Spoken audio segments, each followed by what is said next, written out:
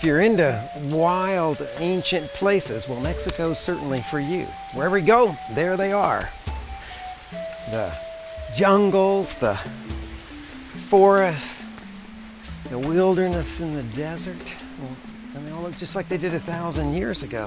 All the rest of that stuff, the architecture, the art, the language, well, a lot of the food too. And definitely the new kids on the block. And when I come out here to the jungle, I remember that. And I wonder, if I could experience pre-Columbian Mexico, what would it taste like? I mean, at the dawn of civilization, what was for breakfast?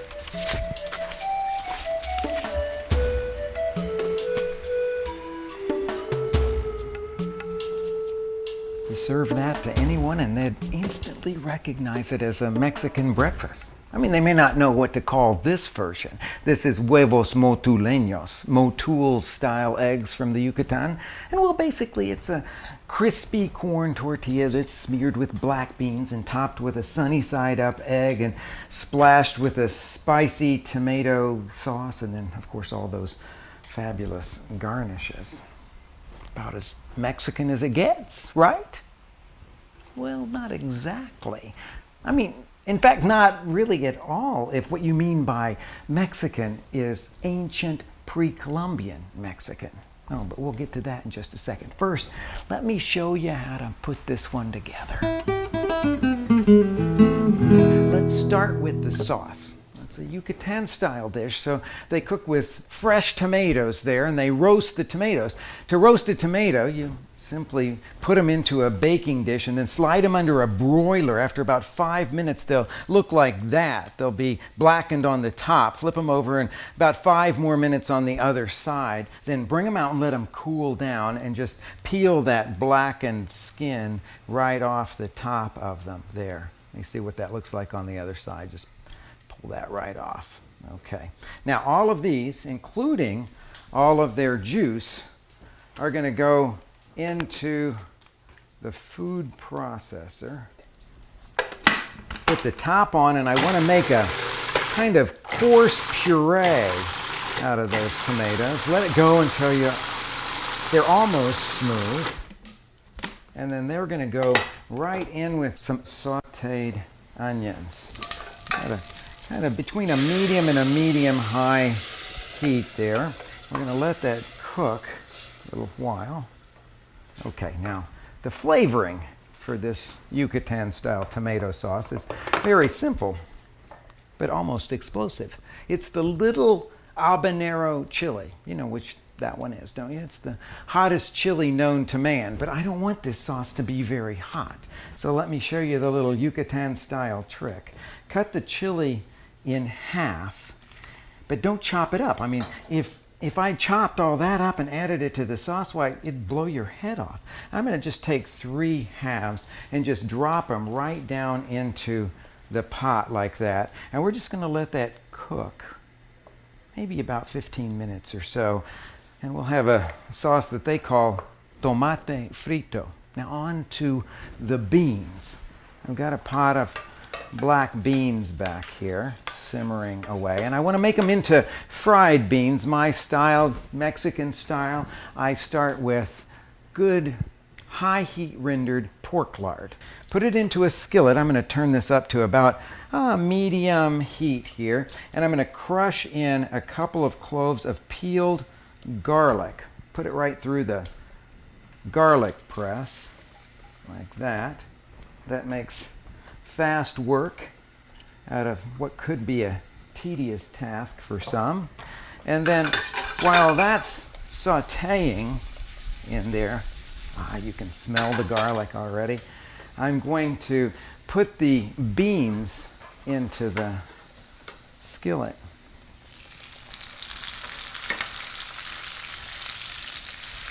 I'm going to start with an old-fashioned potato masher.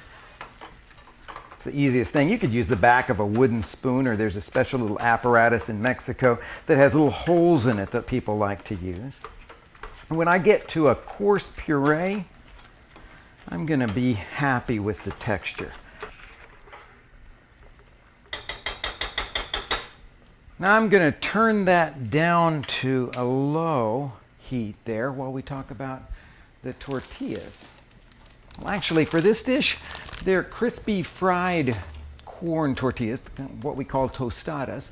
And well, I'm lucky enough I can buy them at the Mexican grocery store in packets, or I've also seen them in some of the well-stocked supermarkets as well. If you don't have that option, buy some corn tortillas, heat a 1/4 inch or so of oil in a small skillet, and one by one fry them until they're crisp and drain them on paper towels. So we're ready with the tortillas. The last of the 4 basic preparations that we have here is sunny side up eggs. So I'm going to film this non-stick skillet with just a little bit of oil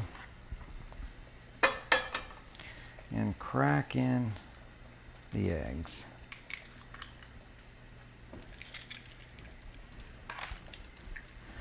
So that's the basics. But now we've got to go on to the flourishes. Now the first one is the Mexican queso fresco, the fresh garnishing cheese. You know, the one that you just crumble between your fingers. A little bit milky tasting, a little salty. Then we've got some peas here and some chorizo sausage. Now the Yucatan, they typically use little cubes of ham, but I love the flavor of chorizo, so I've made that little swap out. And then the last, it's the plantain. You know, the dark black cooking banana. Black at least when it's at its ripest and its sweetest. I know it looks like something you should throw to the trash, but really this is what they look like when they're ready to fry up all sweet and nice. Now when you're cutting a plantain, because it's got such a tough skin, I like to cut the ends off and then just make a little incision right down the back like that. Pry the 2 sides apart. Okay, so once we get that free from its skin, I'm going to slice it on a diagonal. Okay, now I've got a skillet here, heated over kind of a medium heat, and I'm going to film it with a touch of oil. Just tip that all around like that, and then in go the plantains. And I'm going to separate them so that they'll cook in a single layer. When they're browned on one side, then I'll flip them over and I'll brown them on the other.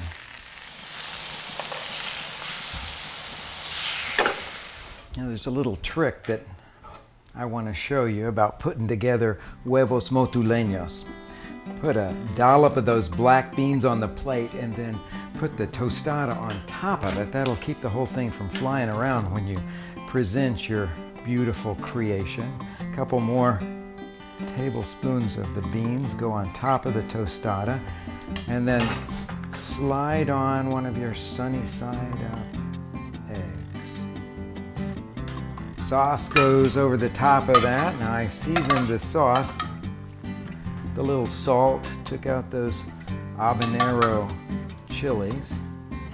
I like to put the sauce on everything but the egg yolk. And then those sweet plantains. I don't know the truth. This is the part of the dish that I look most forward to.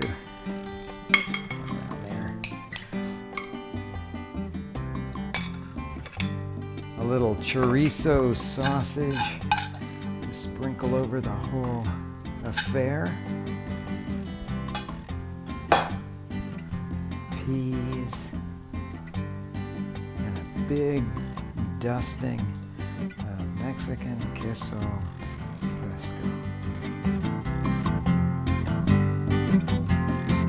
Mexican comfort food por excelencia.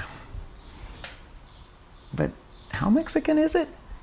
Well, maybe instead of just digging in, we should dig down through the layers, starting with this beautiful Mexican fresh cheese, the queso fresco.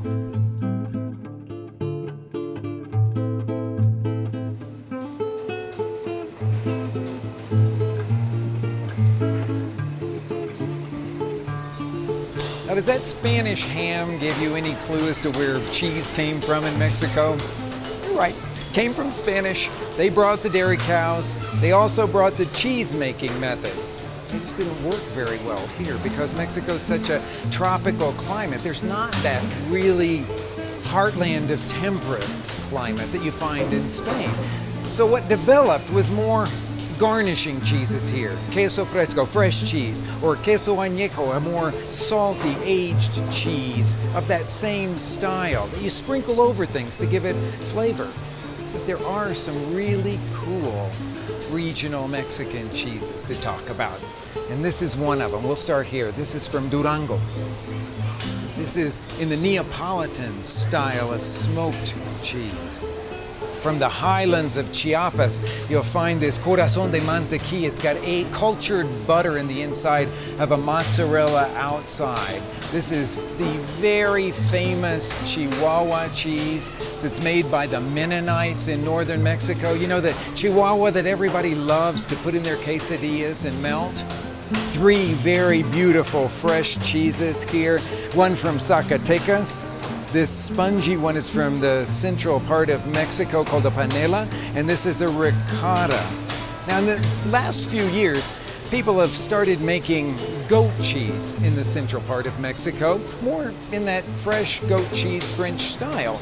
Here's an example of some of the little buttons of it, sitting right on top of Mexico's most famous aged garnishing cheese, the cotija from Michoacan. Right next to it is the string cheese from Oaxaca called quesillo, which brings us right back to queso fresco.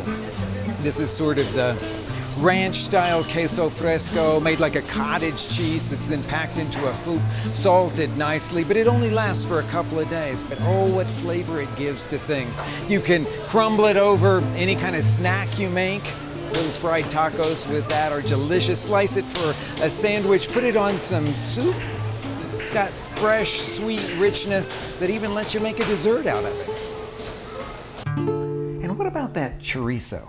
You know, the tangy, spicy, classic Mexican sausage? Well, besides the fact that the Spaniards brought the pork, a lot of the herbs and spices that season it weren't even around in the New World. In fact, a lot of them were brought over from Asia. And the Spaniards, well, they were way into vinegar, you know, what gives the sausage its tang, because vinegar can be made from wine, and wine was very precious to the Spaniards. Not that there wasn't something like wine in pre-Columbian Mexico. There was, and in fact, it still exists today.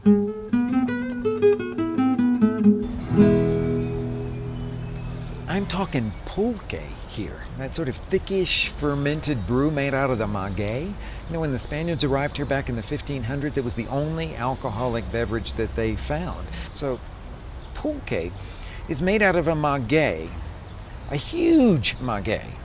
It takes 7 to 10 years for that plant to come to its full maturity. And then at the end of its life, they cut that whole thing out, making a well, and then for the next few months, up to 6 months in fact, twice a day, they'll milk it. That whole well will be filled with this thickish substance that they call agua miel. Then they just make a simple fermentation, taking a little of yesterday's batch and adding it to the new agua miel and letting it ferment. It's sweet and nice and very mildly alcoholic at the beginning, but then after days it gets thicker and stronger, and it's not exactly to my taste. We gotta get out of the rain.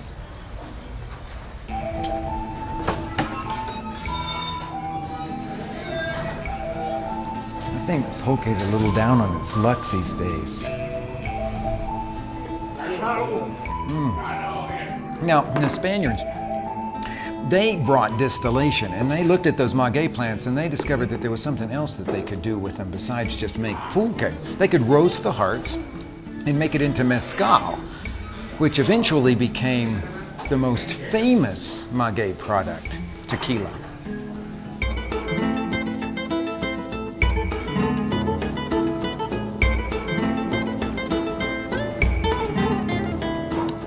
You'd have to say that tequila's a little bit more my speed than pulque. It goes pretty good with salsa and snacks, too.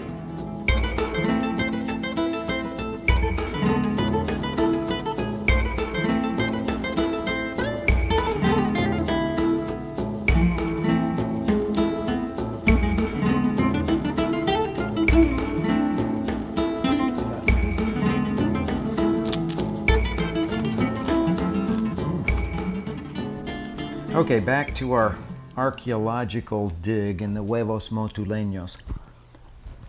The obvious question comes up, what about the egg? Well, certainly in the New World there were ducks and quail and so on, but they weren't widely domesticated. That's another Spanish contribution. Now, before the conquest, if you said to somebody, hey, why don't you come over and have some eggs? This might be what you were thinking about. It's ahuautles. They're little fly eggs. They come from a fly that lays its eggs around the lagoons in this section of Mexico, in the central section of Mexico. You don't just sprinkle them on food.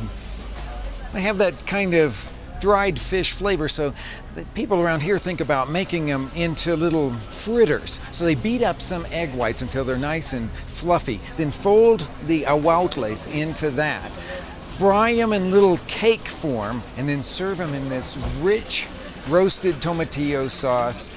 Tear a few squash blossoms up in that, put some fresh green fava beans, the little tiny ones that are so sweet and tender.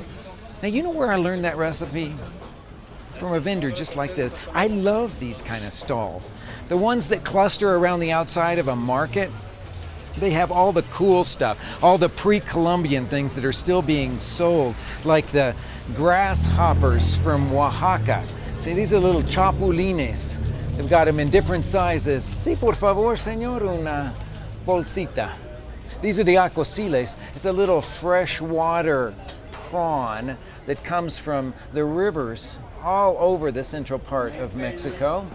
And then next over here, we've got some other Oaxacan products, the beautiful string cheese and fresh cheese. Here's a nice fresh cheese from Oaxaca that's flavored with epazote and has some red jalapeno on the top, and the wild avocados, the kind that have that real anisey flavored flesh, but a skin that is so soft that you could just bite right into it. They're absolutely delicious. Now over here, oh, these are some other wonderful treasures. Another pre-Columbian product here. This is tlacoyos. It's a blue corn tortilla cake that's folded around some crushed fava beans, or these have chicharron inside of them. Sometimes they'll have some black beans on them. These are just such wonderful things to enrich the cuisine. Chapulines with lime and hot sauce. That's been a market snack for eons. Well, without the chorizo and the cheese and the eggs, what's left? Well, the pre-Columbian diet was kind of based on a holy trinity of squash, beans, and maize. And well, right here we've got two of the three. We've got the beans and the maize. Maize as in corn, maize as in masa, masa as in tortilla. This is the Zocalo, the very heart of Mexico City. And it was built by the Spaniards on the devastated ceremonial grounds of Tenochtitlan, the Aztec capital. And you know what they sell here? They sell Aztec food. They've been selling this stuff, well, probably since Aztec times. Just take a look at it. This is a griddle-baked corn tortilla. It's baked until it's completely crisp, made from blue corn that's cooked with calcium hydroxide, ground to a kind of coarse paste, pressed out, and then let get completely crisp on that griddle. Then it's spread with a bean paste, puree of beans, then some boiled nopal cactus. That harkens back to Aztec times, a rough red chili sauce.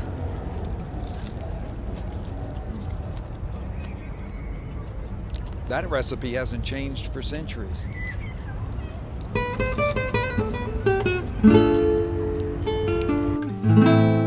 This is that corn paste. Of course, this is made out of white corn, not blue corn. You can buy it at any tortilleria still to this very day, always stone ground. Usually comes to you a little bit stiffer than this. I've worked some water into this because you want the tortilla dough for making tortillas to be as soft as it can be without being sticky. A little bit like soft Play-Doh. Well, take off a kind of walnut-sized piece of it, and today most people make their tortillas in a tortilla press lined with plastic, one piece top and another one bottom. Press out the tortilla between the two plates just very gently. Flip it around just to make sure that you get an even press on it there. Now in the old days, folks used to press these out on banana leaves in certain parts of Mexico, patting them out like that, or patting them between their hands.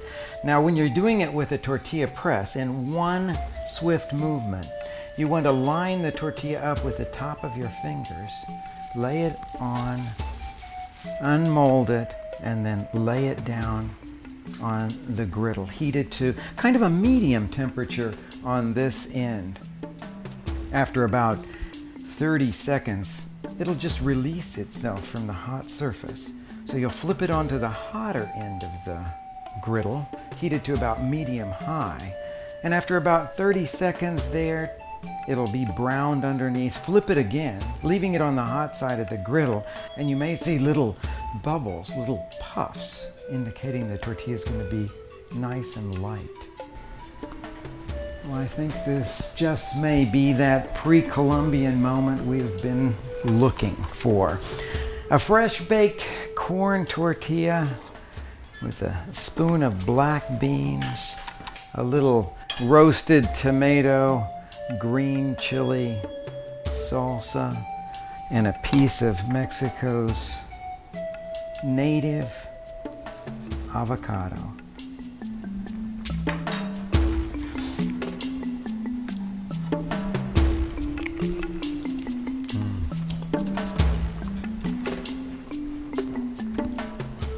Breakfast of the ages. It's pure, essential, perfect. Now don't get me wrong. I love the cheese and the chorizo and the spices as much as anyone. But this, it's Mexican comfort food. Just as vibrant and fresh as the millennium it was born.